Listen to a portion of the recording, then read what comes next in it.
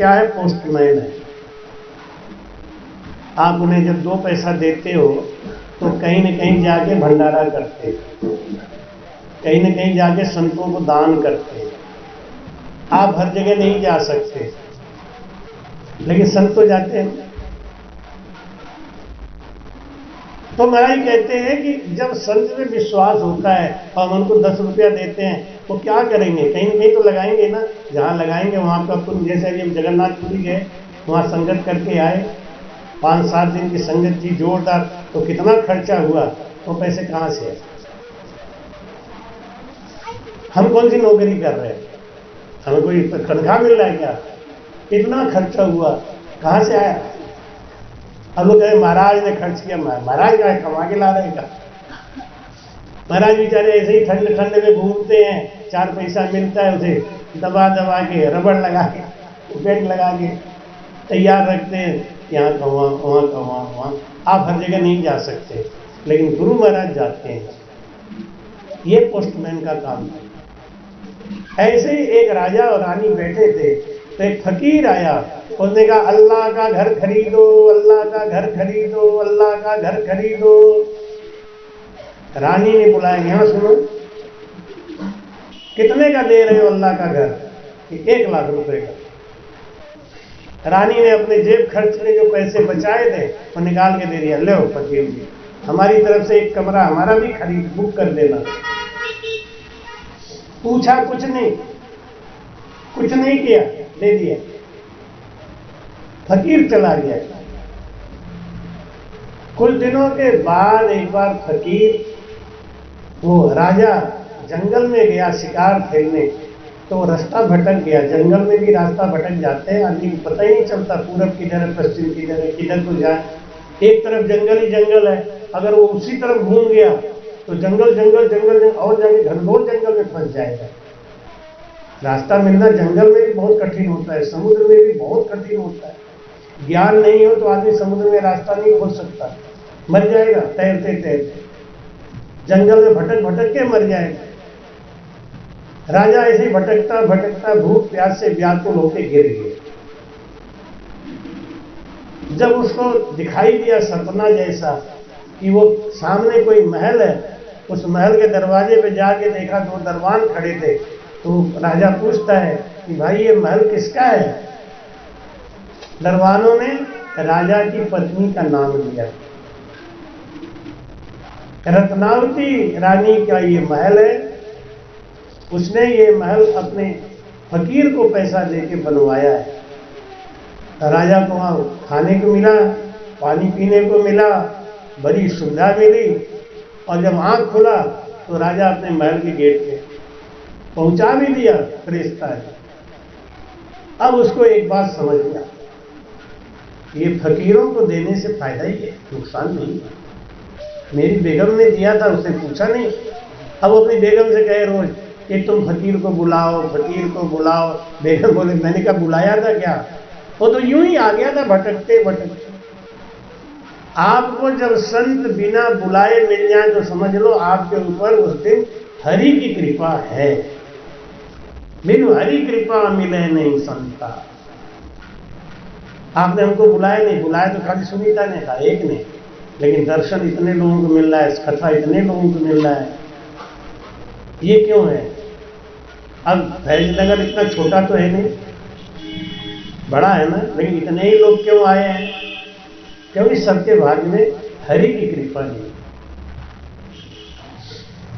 इस ठंड में भी जिसके ऊपर हरि की कृपा है वो आया है और वो कथा सुन रहा है, वो लिखेंगे। एक दिन वो फकीर घूमता हुआ आ गया। फकीर चिल्लाने लगा अल्लाह का घर खरीदो। राजा ने बुलाया, आजा आजा फकीर जी यहाँ आओ, मुझे भी भाई एक घर बनवाना है। ये कितना पैसा? तुमने कहा 1 करोड़। 1 करोड़? तुमने तो अभी पिछली बार रानी से 1 लाख लिया था। कि रानी को कुछ पता नहीं था, उसने तो यूं ही विश्वास करके कर दिया। वो तो 1000 भी देती तो भी उसका घर तैयार मिलता। तुम तो सब देख के आए हो, खा पी के आए हो, तुम्हें पता है। तो समझवान को 100 गुना का दंड लगता है, अनजाने को कोई फर्क नहीं पड़ता। महाराज कहते हैं अन प्राणी की प्यास साई सरलोक रचाया, बोलिया बोलिया प्रेसता ये दरबार उन्मातना, करोड़ मोल सुखराम के समझा दोषन 100 गुना। महाराज कहते मैंने मन का जीव पीठ पर निंदा ठाड़ी, मुख पर बात बनाए सुगम आछो कर आनी, आनंद होए खुशहाल सुख काहू को आवे, देसी नर मुरझाए अंतर बहुता दुख पावे, दगाबाज मुँह मूंदरे दिल खुल करे न बात, नित पास्या सुख राम कहें गूंथत के दिन जात। बोल रहा भाई कहते हैं कि हम अपने ही दुख से दुखी नहीं है, हम दूसरों के सुख से भी दुखी हो जाते हैं। मैला मन का जीव पीठ पर निंदा था, दूसरे की निंदा नहीं करनी चाहिए। निंदक आछो रामदास चाले बोझ उठाए, संता को निर्मल करे और आप नरक में जा। बोलो राम। निंदक आछो रामदास, रामदास जी महाराज कहते हैं निंदक बहुत अच्छा होता है। निंदक क्या करता है, ये दूसरे का पाप खाता है। महाराज समझाते हैं कि अगर आप अपना पाप बढ़ाना चाहते हो, जल्दी से जल्दी नरक में जाना चाहते हो, तो दूसरों की खूब निंदा करो, आपका रास्ता सफल हो जाएगा, जल्दी पहुंचे। लोमस ऋषि थे ना, लोमस ऋषि के एक उम्र में 7 ब्रह्मा बदल जाते। एक दिन उन्होंने ब्रह्मा जी से कहा कि आपने मेरी उम्र इतनी लंबी क्यों कर दी? तो ब्रह्मा जी ने कहा कि आप चाहो तो छोटी कर सकते हो। कैसे? कि आप निंदक बन जाओ, निंदा करना शुरू कर दो, आपकी उम्र छोटी हो जाएगी। ज्यों ज्यों पाप बढ़ेगा त्यों त्यों उम्र छोटी हो जाएगी, घट जाएगी। काशी राजा पापी हंस बंस लेर, नरका पड़ियो एक बरस भक्ति कर, सप्त कुल तारियो राम नाम जीण लियो, पाप पुण्य कट रहो सुख सारण सर्वई को कारज सुधारियो। बोल रहा, पुण्य करने से उम्र बढ़ती है, सुख शांति आती है, पाप करने से उम्र घट जाती है, और कम उम्र में भी दुख ही दुख लिखा रहता है, ये दुख झेलना ही पड़ता है। तो को दुख देवे दूसरो सिंह भार सामर मरे, कौन दुख देता है दूसरे? अपने ही कर्मों का सजा हमें भुगतना पड़ता है, अपने ही कर्मों का सजा हम भुगत रहे। अगर दुख है जीवन में तो अपने कर्म का फल है, सुख है तो अपने कर्म का फल है, हमें भगवान के ऊपर दोष नहीं करना चाहिए। एक काशी का राजा था, वो राजा जब मरा बहुत पापी था। काशी राजा पापी हंस बंस लेर नर,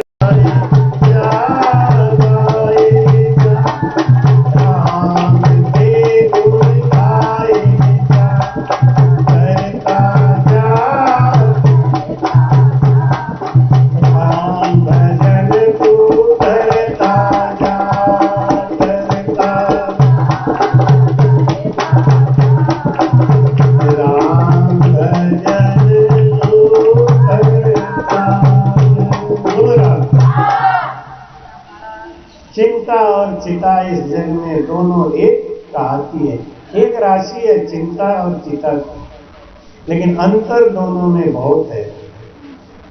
चिंता ठीक है कि चिता ठीक है? चिता माने जानते हैं? चिता ठीक है कि चिंता ठीक है? हाँ? दोनों ठीक है ना?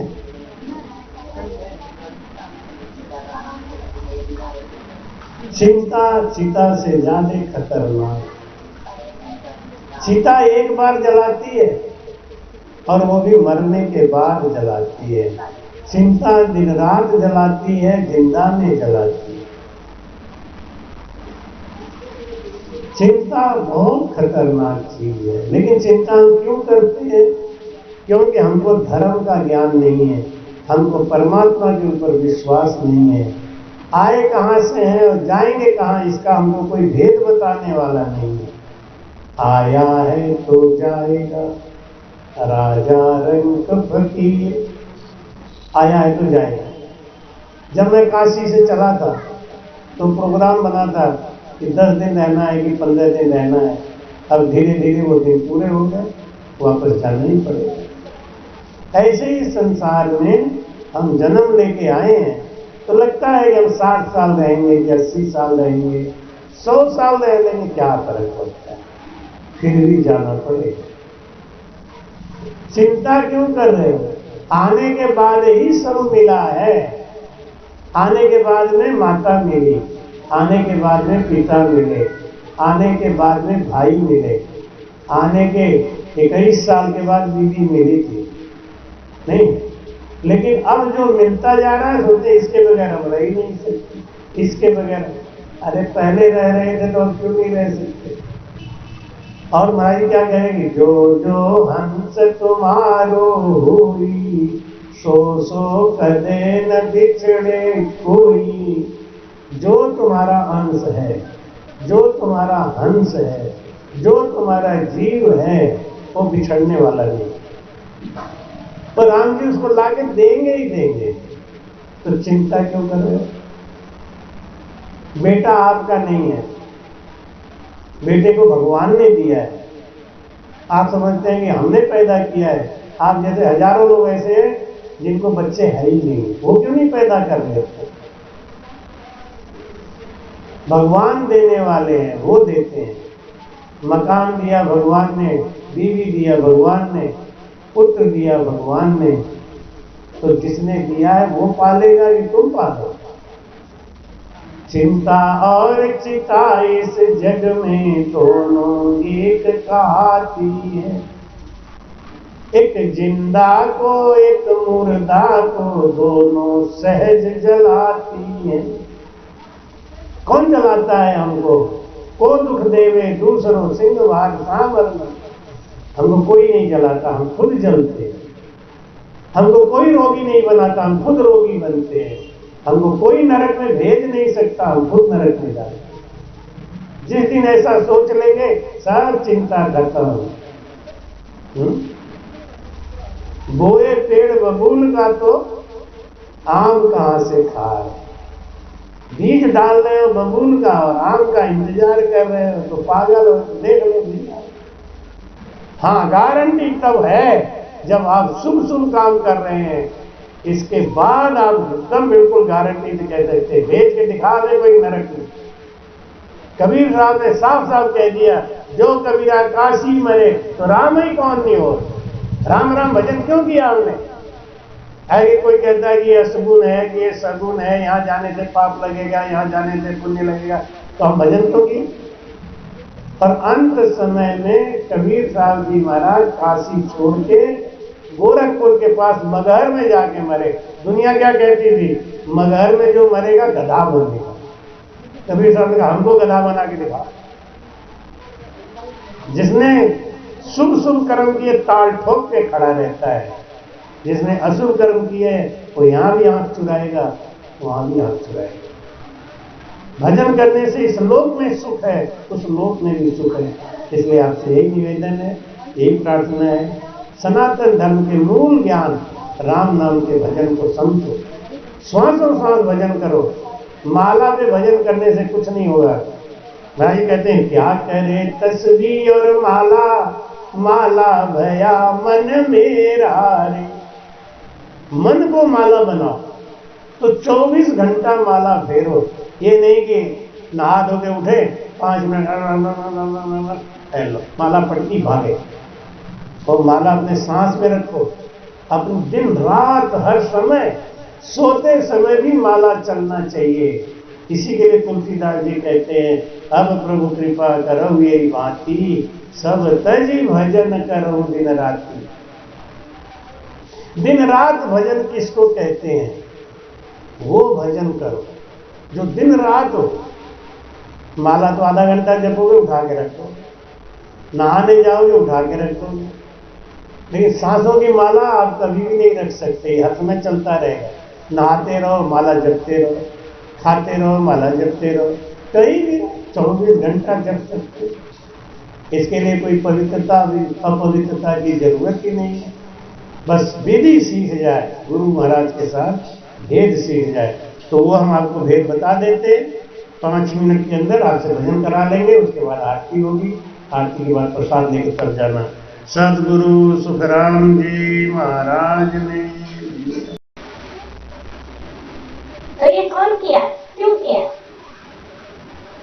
नारद जी ने कहा अब क्या करूं, मैं तो उनके पूरे उस पीढ़ी को 100 पीढ़ी जो अंदर पड़ी उनको एक वचन दे आया कि मैं आपको बचा लूंगा, क्योंकि आपने पाप नहीं किया इसलिए बचा लूंगा। जो पापी पाप किया है उसी को सजा मिलना चाहिए। कलयुग इसी के लिए बहुत अच्छा है। कलयुग में जिस अंग से हम पाप करते हैं उसी अंग को सजा मिलता है, पूरे अंग को भी सजा नहीं मिलता। तो धर्मराज ने कहा कि महाराज अब ये कैसे हो सकता है? तो नारद जी ने कहा उसका हमें आर्बल दिखाओ, आयु प्रमाण दिखाओ। धर्मराज ने लाके काशी राजा का श्वासों का हिसाब दे दिया। हमारा शरीर है ना, ये तभी तक जिंदा रहेगा जब तक श्वासों का हिसाब पूरा नहीं होता। जिस दिन सांसों का हिसाब पूरा हो जाएगा ये शरीर छूट जाएगा। नारद जी ने देखा, पूरा जोर लगा के देखा कि देखो धर्मराज जी एक गड़बड़ हो गया। क्या गड़बड़ हो गया महाराज? इसमें आपने एक गलती कर दी। क्या किया? लिखिया में कमती नहीं माता, और ये क्यों घट गया द्वादश माता। बोला जितना श्वास लेके आदमी आता है वो श्वास उसको खर्च करना ही पड़ेगा। लिखिया में कमती नहीं मासा, एक मासा बराबर भी श्वास कम नहीं हो सकता। आपने इसका तो 12 महीना घटा दिया। धर्मराज ने क्या कहा उस समय कि पुण्य सुन बड़े पाप सुन घटई, हे मुनिराज छोड़ो तुम हठई। हे मुनिराज, नियम है पुण्य करने से उम्र बढ़ता है और पाप करने से उम्र घट जाता है। कोई आदमी गंदा करे, गंदा खाए, झूठ बोले, दूसरों को दुख दे तो उसका उम्र कम हो जाए। जैसे जो लड़का स्कूल जाए लेकिन पढ़ाई क्लास में जाए नहीं, पिछवाड़े बैठे, इम्तिहान दे नहीं, तो फर्स्ट डिवीजन से पास हो जाएगा क्या? फेल हो ही जाएगा। ऐसे नरक में जाने के लिए ज्यादा कोई मेहनत करने की जरूरत नहीं है। नरक में जाने के लिए क्या मेहनत करना, बस उल्टा सीधा काम करना शुरू कर दो, फटाफट नरक की तैयारी है। लेकिन फर्स्ट डिवीजन पास होने के लिए, IAS अफसर बनने के लिए, कलेक्टर बनने के लिए, कमिश्नर बनने के लिए मेहनत करना पड़ेगा। आप लोग इतने सर्दी में यहाँ बैठ के ज्ञान सुन रहे हैं, चर्चा सुन रहे हैं, कुछ न कुछ तो लगेगा। यही तो है, सत्संग में जाओ तो कुछ न कुछ तो लगता ही। जैसे स्टील की कटोरी में तेल भर दो और भर के तुरंत पलट दो, 1 सेकंड मत लगाओ, भरो निकाल दो, तो क्या होगा? स्टील में एक आध चम्मच तो चिपका ही रह जाएगा। ऐसे ही संतों की संगत में जाओ, आप जाओ, कुछ मत सुनना चाहो तो भी कुछ न कुछ तो, अरे आप यहाँ बैठ के सुन रहे हो, अगर कोई सड़क से चलते हुए ध्यान से सुन लिया कोई बात, उसका भी जीवन बदल जाए। नारद जी ने कहा कि आप मेरे विश्वास करो, 12 महीने का जो इसका श्वास आपने कम किया है वही दे दो, बस मैं इसको साधु बनूंगा। इधर काशी में उस राजा के शव को ले जाने की तैयारी हो रही थी, लोग कफन वफन डाल रहे थे, नहला धुला रहे थे। यमराज ने उधर श्वास को छोड़ा और इधर राजा के शरीर में हलचल हुआ, अरे ये राजा तो जिंदा है, राजा तो जिंदा है। चारों रानियों ने आगे घेर लिया। अरे मेरे प्राणनाथ, मेरे पतिव्रता धर्म का फल है कि आप बच गए। अब सब अपना अपना हाँकने लगे, नहीं मेरे पुण्य की वजह से आप बच गए, मेरे तुम। राजा तो सब देख के आए। राजा ने कहा आगे आगे, अब सही बताओ, तुम चारों की वजह से ही हम नरक में गए। अभी हमारा दोस्त हमको शराब खिलाए, गुटखा खिलाए, अभक्ष खिलाए, हमें बड़ा अच्छा लगता है। हाँ, मेरा इससे बढ़िया कोई दोस्त नहीं है। अरे वो तुमको नरक में ले जाने के लिए लाइसेंस दे रहा है, तुम्हारा लाइसेंस काट रहा है। जैसे चौराहे में पुलिस वाले नहीं होते, हेलमेट नहीं लगा के जाओ तुम चालान कर देते हैं, वो दोस्त नहीं है तुम्हारा, और तुम्हारा लाइसेंस बना रहा है कि नरक में कब जाओगे, कितने दिन रहोगे। ऐसे दोस्त को तुम जेब में डाल के घूमोगे तो तुमका बहुत अच्छा बन जाओगे क्या? रानियों को राजा ने कहा कि तुम सब भाग में, तुम चारों ने कभी हमसे भक्ति करवाई नहीं। पत्नी वो पत्नी नहीं होती जो अपने पति को, एक बार क्या हुआ, मैं हर जगह सबको गुरुमन देता था ना, तो मैं पूछता हूँ अभक्ष खाती हो कि नहीं, खाते हो कि नहीं, लेकिन लड़कियों से औरतों से नहीं पूछता था। मैं जानता था कि ये बेचारी कहाँ खाएंगे। एक दिन क्या हुआ, मैंने गुरुमंत्र तो दे दिया, अब सर पे उसके वाणी रख के हमने कहा क्या बोलो, मेरी आदत है चाहे आदमी हो जाए तो कोई हो, तो अब गुरु शपथ तो दिलवाते हैं। तो हमने कहा बोलो आज के बाद नशा नहीं करेंगे, अभक्ष नहीं। ऐसे महाराज मैं तो गुटखा खाती हूँ। अरे तो 22 होंगे गुटखा खाती है, बताओ। संसार में माताएं रहने तो धर्म पत्नी कहलाती है। धर्म आदमी के लिए धर्म नहीं लगता, औरतों के लिए धर्म लगता है। गिन लो कितने आदमी हो कितनी औरतें, इसी से समझ जाओ धर्म तो आपसे चलता है। आप तो हमारे सनातन धर्म के जड़ हो, आपकी वजह से धर्म चलता है। और आप गुटखा खाती हो तो क्या बोली, पहले नहीं खाती थी, पहले मुझे बहुत नफरत होता था, हमारे पति देव खा के आते थे तो मैं उनके जूठे थाली में खाना नहीं खाती, मुझे बदबू आती थी। फिर वो धीरे धीरे ना हमारे पति ने 2-2 दाना खिला खिला के हमको भी पटा लिया। क्यों पटा लिया? तो मालूम है कि हाँ महाराज, इसलिए कि अब जब वो ऑफिस से आते हैं तो मैं फोन करके कहती हूँ कि 2 गुटखा हमारे लिए अलग से लेके आना। पहले खाने के लिए मैं मना करती थी, अब मैं ही फोन करके कहती हूँ गुटखा ले आना। उनका तो काम बन गया महाराज। हम कहेंगे तुम जानबूझ के अपने पति को नरक में ले जा रही हो, तुम पत्नी नहीं है। तो बोल देता हूँ, घड़ा बोल देता हूँ, बुरा लगे तो आगे मत बुलाना। और लेकिन मैं बोलता हूँ, सही बात बता देता हूँ, तुम पत्नी नहीं हो। अरे तुम तो नरक में जा रहे हो, अपने पति को क्यों जाने दे रही हो? स्त्री का फर्ज होता है अपने पति को सच्चा संस्कार दे। पति के अंदर 72 अवगुण होते हैं और पत्नी के अंदर केवल 11 अवगुण। पत्नी की बहुत जिम्मेदारी होती है जो अपने पति को सुधार सके। पति बिगड़ रहा है इसका ये मतलब साफ है कि पत्नी भी उसको चाहती नहीं है, तो चाहती है कि क्या जितने दिन साथ में हो ठीक है, बाद में तुम अपनी देखो हम अपनी देख लेंगे। राजा ने कहा कि हम तुमको अपने साथ तभी रखेंगे जब तुम चलो पहले इनको गुरु बनाओ। नारद जी सामने खड़े थे, अरे क्या बाबा के पास मत जाना, बाबा नाम बवाल, साधु नाम शैतान, बाबा नाम बवाल, ज्यादा मत। हाँ, आजकल के व्यास यही कहते हैं, संतों के पास मत जाना। तो कहाँ जाना? जहाँ संत नहीं हो वही जाना। संत कहाँ नहीं होते बता, आपको मालूम? संत कहाँ नहीं होते? लोग कहते हैं संत जहाँ हो वहां मत जाना, लड़कों को ही मना करते हैं, साधु संत जहाँ वहां मत जाना। केवल हमारे सनातन धर्म में ही ऐसे बेवकूफ पैदा होते हैं, बाकी हर जगह नहीं पैदा होते। और हर जगह चाहे वो कैसे भी उनकी इज्जत करते हैं। सनातन धर्म में संतों के पास मत जाना। संत कहाँ नहीं होते मालूम है? संत शराब खाने में नहीं होते, मिलते कभी? संत जुआ घर में नहीं मिलते। अभी मैं सिंगापुर गया था ना, तो वहां पे बहुत बड़ा मार्केट है, कैसीनो बोलते हैं। तो बोला हमको चलो गुरुजी आपको कैसीनो दिखाएं। हमको वहां क्या होता है? हमको वहां पे मंदिर है क्या? नहीं वहां जुआ घर है, देखना आप कितना करोड़ों करोड़ों का जुआ होता है वहां पे, इतने नोटों का अंबार लगता है, गवर्नमेंट खिलवाती है। अरे बताओ, हमें तो ऐसी जगह हमको ले जाएगा है?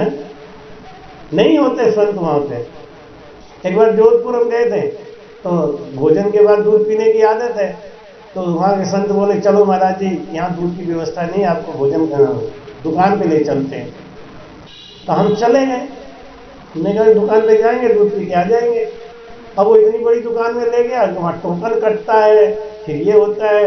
अब हम वहाँ खड़े रहे, तो जो उधर से गुजरे हमें देख के मुस्कुराते, अच्छा बाबा भी दूध पीने आए हैं। 5 मिनट खड़ा होना भारी हो गया, मैं तो भागा वहां से। अब वो टोकन कटा के ले आया दूध, तो गुरु जी मिली। अब गुरु जी हम यहाँ क्यों भागे, हमें बस पागल नहीं था, ऐसी जगह खड़ा करा दिया, लोग देख देख के हंस रहे थे। तो संत ऐसी जगह नहीं मिलते हैं जहां लोग उनके ऊपर हंस सके। संत जुआ घर में नहीं मिलते, संत शराब खाने में नहीं मिलते, संत वेश्यालय में नहीं मिलते, संत मदिरालय में नहीं मिलते, जहां हिंसा होती है संत वहां नहीं मिलते। अगर आप किसी को रोकते हो संत के पास मत जाओ, तो कहाँ जाएगा बेचारा। यही बाकी बचा है जगह जहां संत नहीं मिलते। और यहां जब जाएगा तो क्या होगा उसका। राजा ने अपनी रानियों से कहा कि अगर तुमको मेरे साथ रहना है तो इनको गुरु बनाओ, मैं इनका कला देख के आया हूं, और भजन करो बैठ के, तो मेरी रानी कहलाने लायक हो। खाली 12 महीने का टाइम हमको मिला है, मुझे अपने पूरे वंश का उद्धार करना है, तेरा 4 का उद्धार नहीं करना हमको। ये कह के राजा ने कहा चल जल्दी लाइन लग फटाफट। और नारद जी ने चारों बेगमों को उनको गुरु मंत्र दिया, राजा को भजन कराया, और राजा को भजन करा के काशी राजा पापी अंश वंश लेर नरका पड़ियो, 1 बरस भक्ति कर सप्त कुंड तारियो। 12 महीना के अंदर ऐसा धुराधार भजन किया कि उनके पूरे अंश वंश का उद्धार हो गया। सद्गुरु सुखराम जी महाराज गाए जा राम के गुण, जा करता जा राम भजन तू करता जा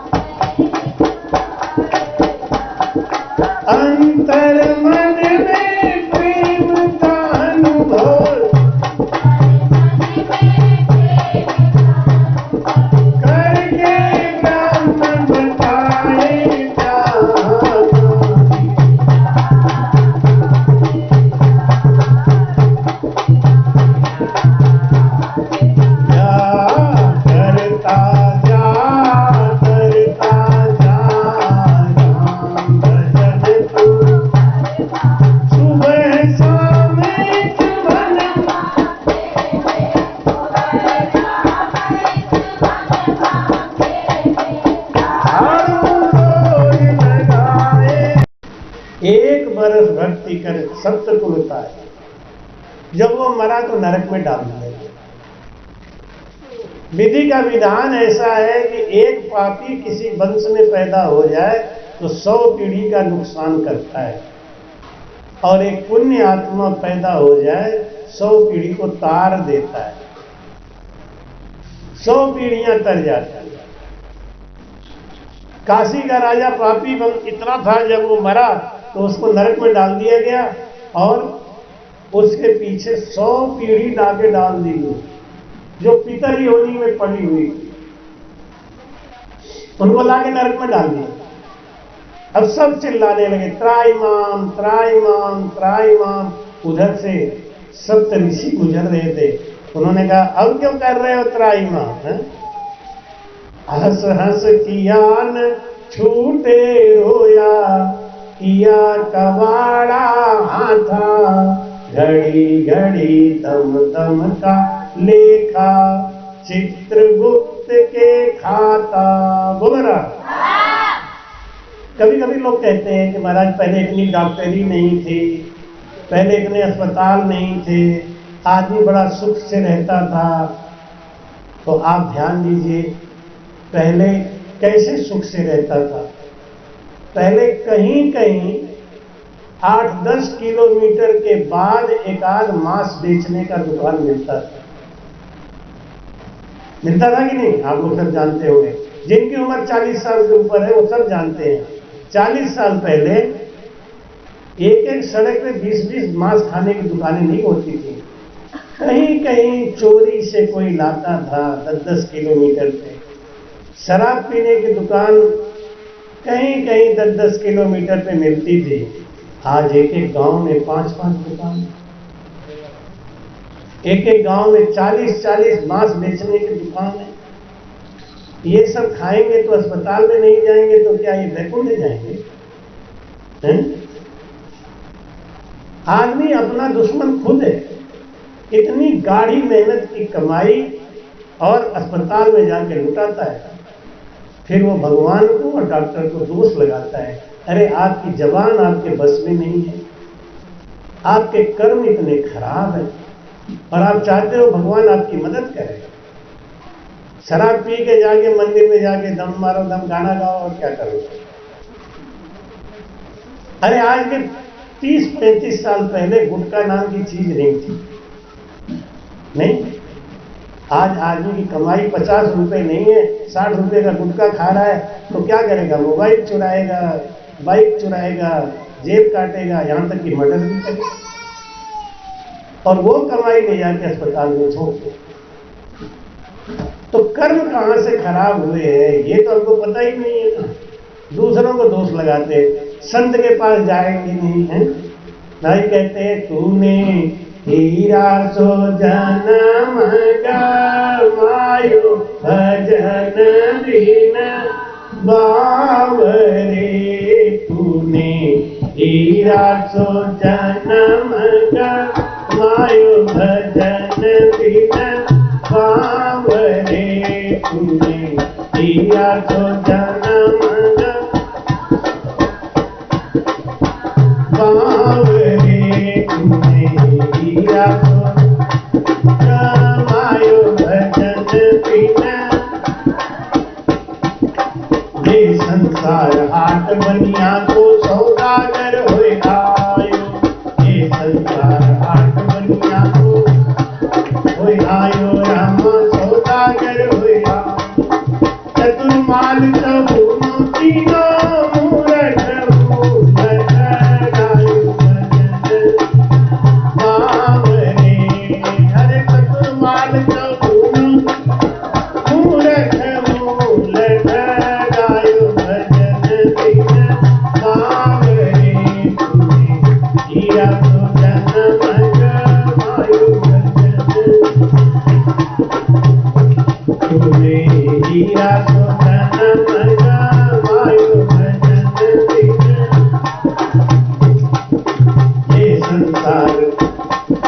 ये संसार फूल से बनता सुगना देख लुभायो, ये संसार फूल से बनता लुभायो, राम मारी चोट निकल गई रुइया, सिर ढूंढे ढूंढे पछतायो भजन बावरे। मारी चोट निकल गई रुइया, सिर ढूंढे ढूंढे पछतायो बावरे। तूने किया तो जन्म गवायो, रे तूने किया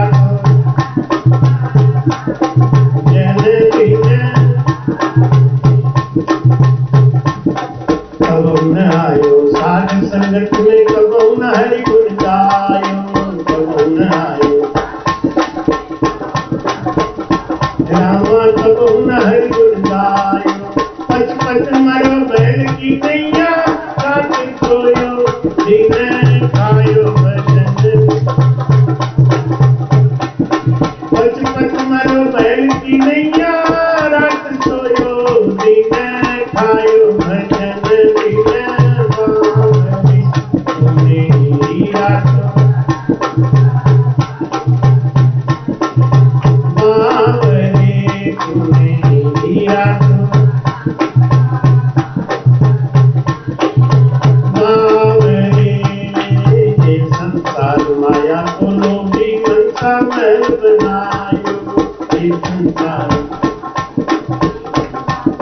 बनायो रामा, कहत कबीर सुनो भाई साधो, हाथ कछो नहीं आयो भजन बावरे। तूने किया तो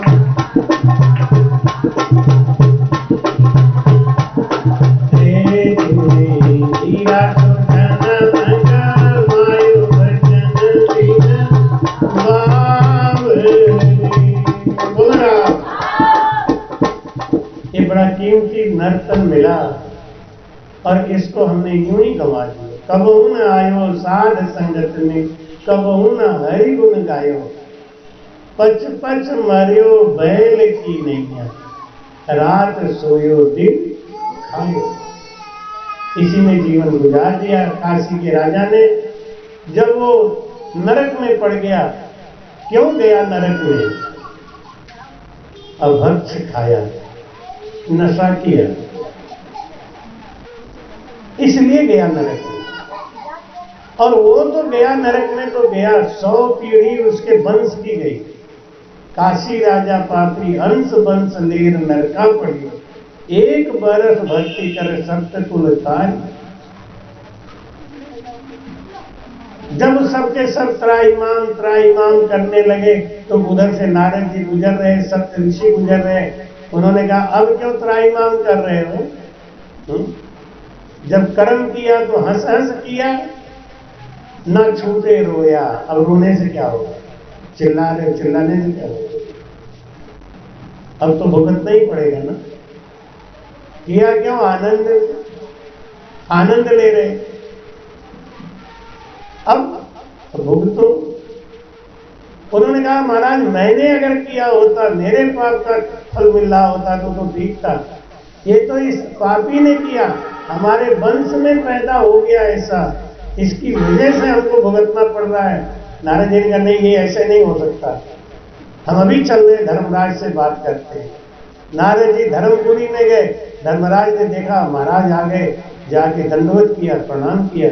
और महाराज हमारे लिए कोई सेवा? नारद जी गुस्सा होके बोले, ओ धर्मराई तू करे अन्यायी, को कर्म कमाई और को भुगताई। किसने कर्म किया? काशी के राजा ने ना, अकेले ने। तो सबको क्यों भुगता रहा है? धर्मराज बोले महाराज आपने ही नियम बनाया है, संतों ने ही नियम बनाया है कि एक परिवार में कोई धर्म भक्ति को पैदा हो जाए, व्यक्ति ऐसा पैदा हो जाए जो भजन करे, तो 100 पीढ़ी को तारता है। और वही नियम आप लोगों ने बनाया कि अगर कोई पापी पैदा हो जाता है तो 100 पीढ़ी नरक में जाती है। तो अब बताइए, इस राजा ने कभी पुण्य किया नहीं, हमेशा अभक्ष खाया। ये जो लोग अभक्ष खाते हैं ना, इनको मरने के बाद प्रमाण है ऐसा। लोग कहते हैं आपने कोई देखा है? कि हाँ देखा है, प्रमाण है। कैसे प्रमाण है? हमारा नासकेतु पुराण, हमारा गरुड़ पुराण, ये संतों ने लिखा है देख के। और उसमें ये प्रमाण है कि जो अभक्ष खाता है मरने के बाद उसके एक एक अंग को वही अभक्ष खाने वाले जीव उनको नोच नोच के खाते हैं। भोग शरीर जो मिलता है उस भोग शरीर से उनको भोगाते हैं। कृपया चैनल को सब्सक्राइब करना ना भूलें। राम राम।